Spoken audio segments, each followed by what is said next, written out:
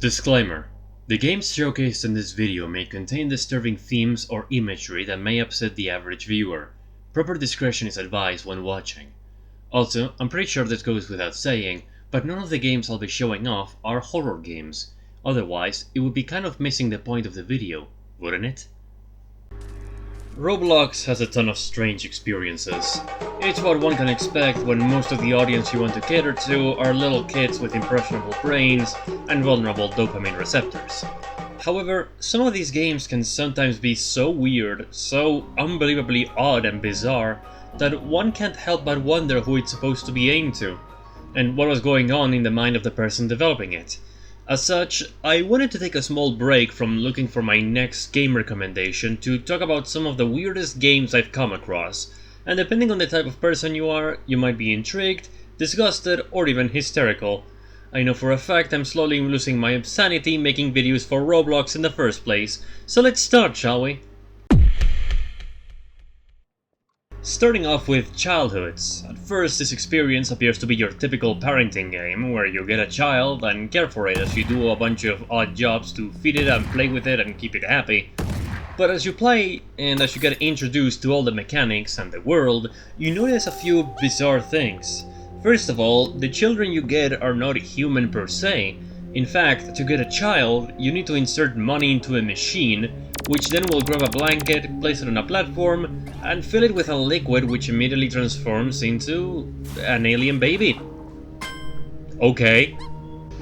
It doesn't stop there, however, because when you go to the game's supermarket, Jolly Mart, you'll find that the person running the cash register has no eyes, is always looking at you, and whenever you grab something from a shelf, he is quick to remind you to pay for it. Plus, when you get close to the counter and the door, the game will start to focus in a dramatic way, letting you know that whatever happens, the last thing you want to do is refuse to pay. But hey, all of these things can probably just be attributed to Roblox's own brand of weirdness. After all, the kids like their saturated colors and pop culture references and whatnot, so up to this point I really didn't think much of it. So I kept playing, checking out all the jobs you can take, fishing with the fishing rod at the pier, going to the school to take a test, and suddenly a cutscene occurs and...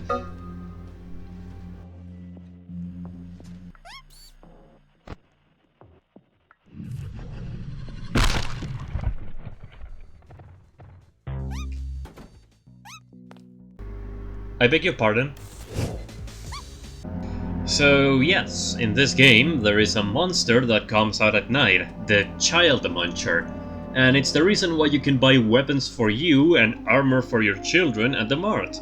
You can try to kill it or you can hurry on home to hide from it, and it's such a wild change of setting and ambience that if the game's description didn't tell you there would be monsters beforehand, it would completely feel like one of those fake-out horror games you see so often nowadays.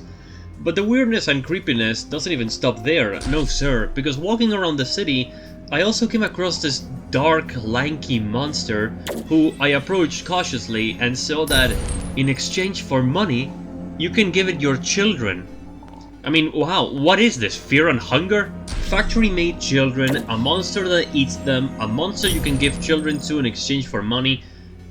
Putting all those things aside, it's a game like any other where you can decorate your home and do jobs via playing minigames, and honestly, it's kinda fun. I don't see myself being a die-hard fan of this game, but it can be enjoyed for this spectacle, and it's interesting to see a world where child-eating monsters and selling infants to a Minecraft dweller-looking creature have been normalized to this extent in this universe. Plus, if you're the kind of player who likes to get attached to characters in a video game or just likes to decorate a house, then this game could also be for you.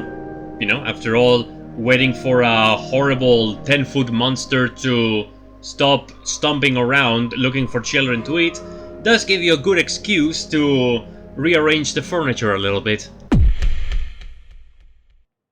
And still on the topic of children, we have Baby Kicking Sim. Okay, a lot of people are probably aware of the joke of punting a child. Children getting hurt seems to be a pretty common joke on certain corners of the internet nowadays. And sure, sometimes in shows or movies or even real life, you can see videos of children running into things or getting hurt in funny, harmless ways. And then there's Baby Kicking Simulator, which filled me with a bit of dread the first time I played it out of curiosity.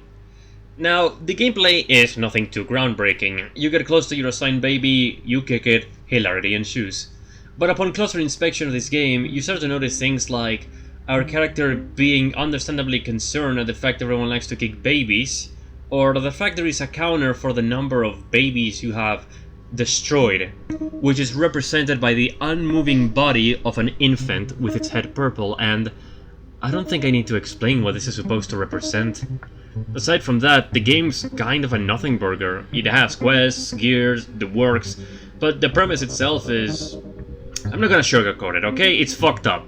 And while I know it's a game, it worries me that it's in this platform and its maturity level is mild for ages 5 and up, because when I was a kid, I was very easily influenced by the games I played, and let me tell you, if little Timmy plays this in the same room where his baby sibling is, I doubt that's going to end well for anyone.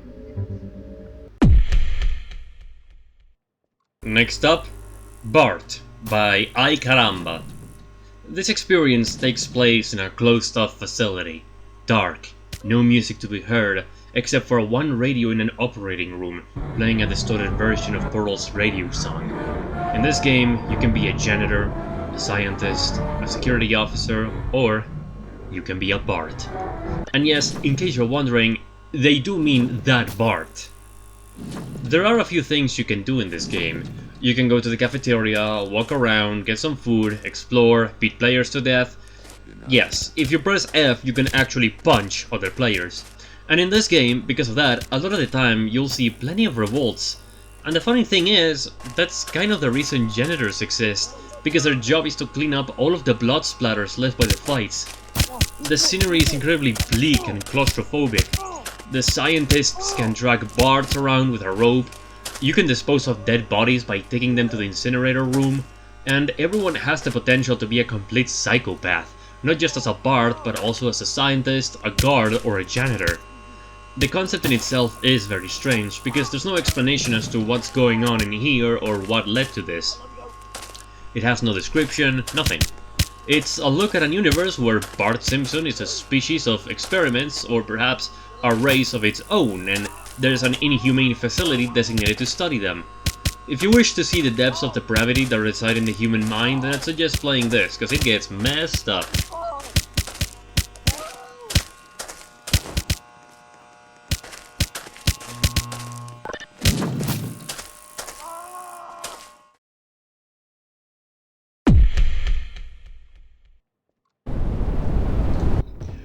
I have gone deep into a rabbit hole, and the rabbit has given me 2 ounces of acid and an atomic wedgie.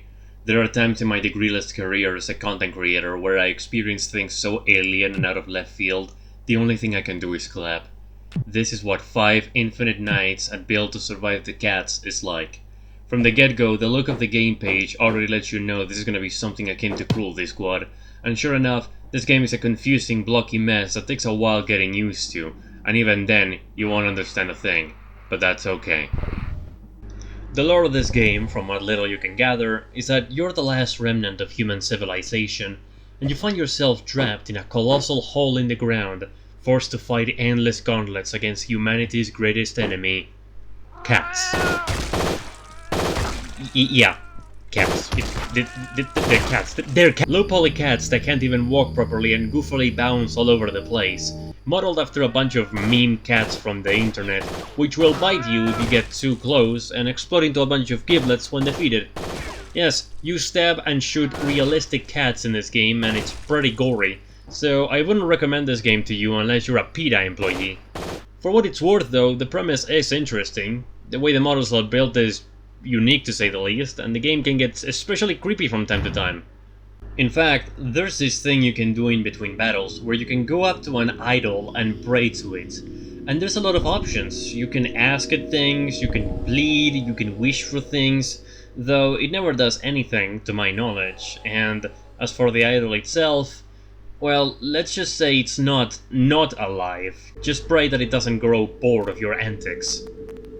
I do have to say, the game itself is pretty slow, and I'm not just saying that because the frame rate keeps chugging for me despite playing this on a gaming PC. The round actually takes a good half minute to actually start spawning cats in, and since the arena is bigger than your mom's left toe, it takes a good while to even reach the first enemy.